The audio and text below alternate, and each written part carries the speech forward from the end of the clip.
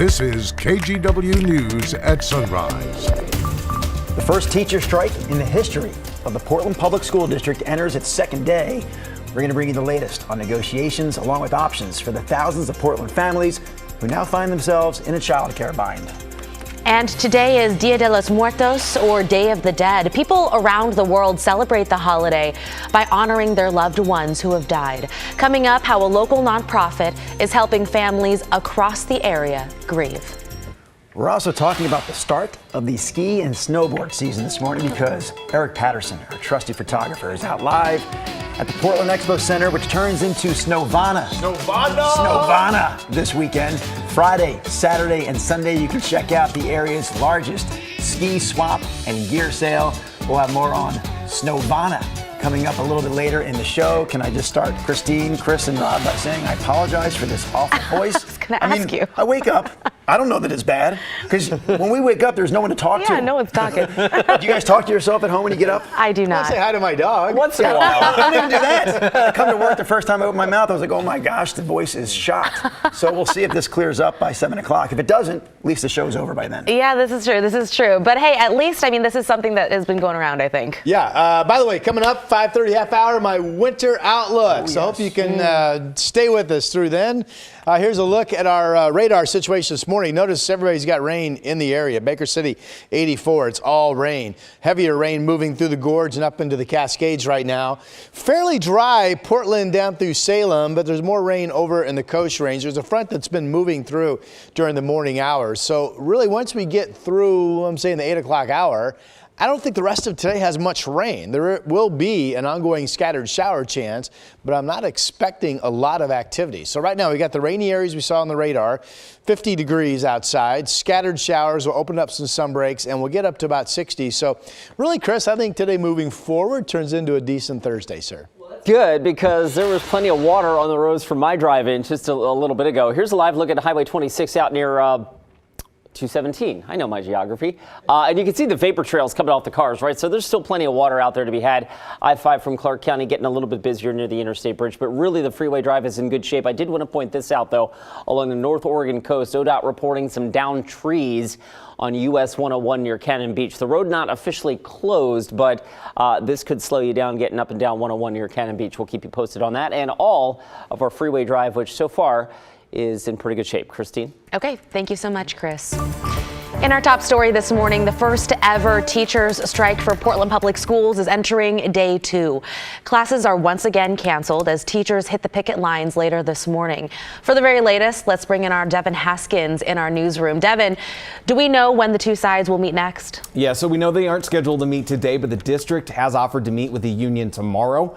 The two sides have already been bargaining for the last 9 months. Teachers rallied outside multiple schools on Wednesday, joined by parents and students. Their fight for what they call a fair contract continues. Some of the biggest sticking points are pay and class sizes, among other things. The two sides are double-digit percentage points apart on pay increases. And with class sizes, the union wants a hard cap on limits. The district, though, pushing back, saying that's not possible and would mean hiring additional teachers or forcing a student to go to a different school that's not in their neighborhood.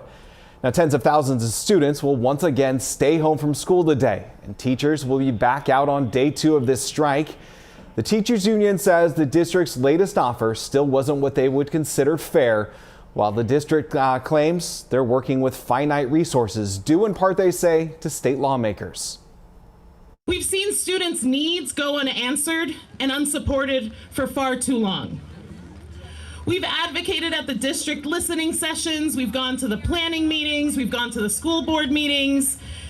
And you know, a wise person once told me that those closest to the pain are closest to the solution. It's challenging to hear the union call for increased student supports while standing in an uncompromising fashion on a package that would require cuts to the very supports that we have already put in place and made deep investments in. So there's also no school tomorrow, but this is not due to the strike. It was already a pre-scheduled day off that was already on the district calendar. Drew? All right, Devin, we'll check back in with you here next hour. The strike, of course, means thousands of Portland families are looking for alternative childcare options this week. A few families called this place we're about to show you here in Southeast Portland. This is called Wow and Flutterville. It's a daycare in Sellwood. The daycare says it is still able to accept new kids this week. We also checked in North Portland for families there. We heard from Self Enhancement Inc. That organization says it's also ramping up services and organizing daytime programs. How do families navigate this now has definitely been one thing that we've heard over and over again. Not just a place for my student to go, but a kind of the full safety net is missing, right? The extracurriculars are gone.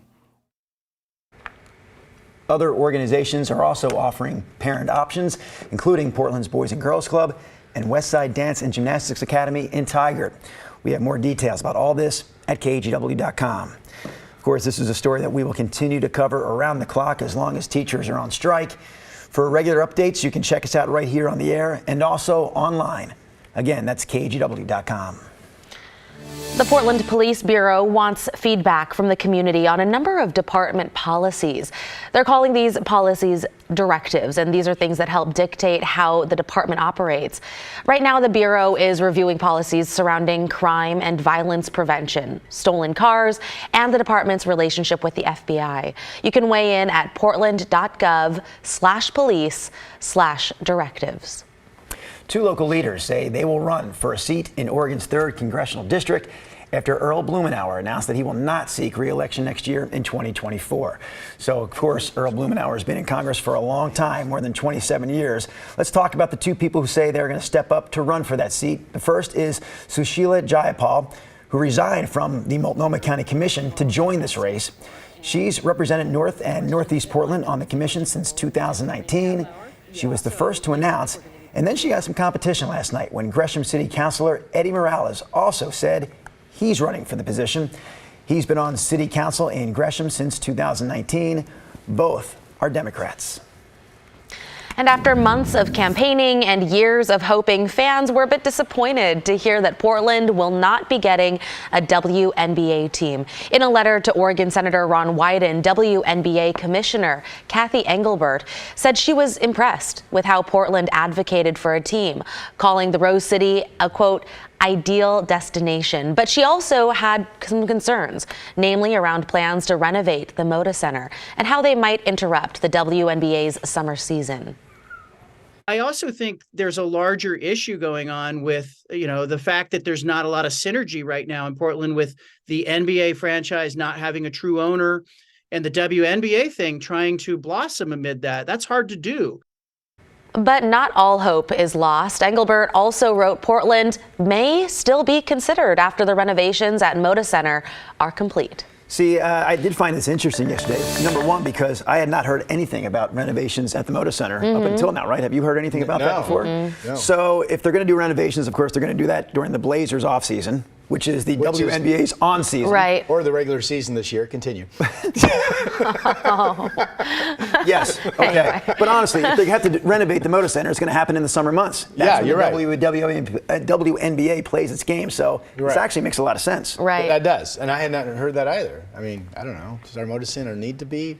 It's actually pretty old. It is. It's older than what you would think. Other NBA buildings. Yeah. So there you go. All right. Moving on.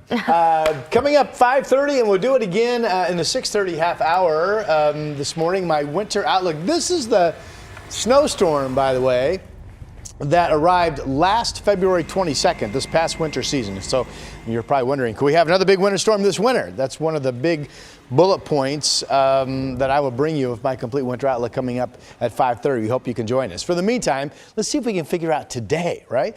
Here's a fetch of moisture streaming into us. Now, the heaviest rain band with the front has cleared I-5. Here it is up into the Cascades. Snow levels are high today. There's no issues there. They could be some snow down just below 7,000 feet, but that's rain over the Cascade Passes. We've got a pretty wet start to the day for folks on I-84 through the Blues. There's Baker City and really all the way out into Boise. We've got some more rain over the Coast Range and scattered offshore. So we could still have some pretty decent little shots of rain through about 8 o'clock this morning. Here's 8:30 actually. But then once we clear mid-morning, I don't see a lot for the remainder of today. This will turn into a scattered shower day where I don't think we have a ton of activity. There could be a spotty downpour, but I think the chance of that's even somewhat remote. Futurecast shows is pretty quiet, and I think that's probably correct. Now tomorrow, so we're dry, mainly dry overnight tonight. I think we're mainly dry during the daytime hours of your Friday, and then comes rain. This shows rain, at 6 o'clock into Portland? This could be too soon. I think right now odds favor us staying dry until maybe closer to 9 o'clock tomorrow evening. Now there will be rain late day, early evening, moving on to the coast. Here's a wider Futurecast to show you folks out east, raining this morning at times, and then you too this afternoon will break into just a few scattered showers. Temperatures, not bad. How about 61 in Bend? That sign of south winds with the front approaching over the Cascades. 61 in Astoria, but they've had some gusty south winds the last couple of hours. Portland 50, Salem 56. Pretty comfortable out the door. Talked about today really becoming pretty quiet overall. Tomorrow dry until we get evening rain.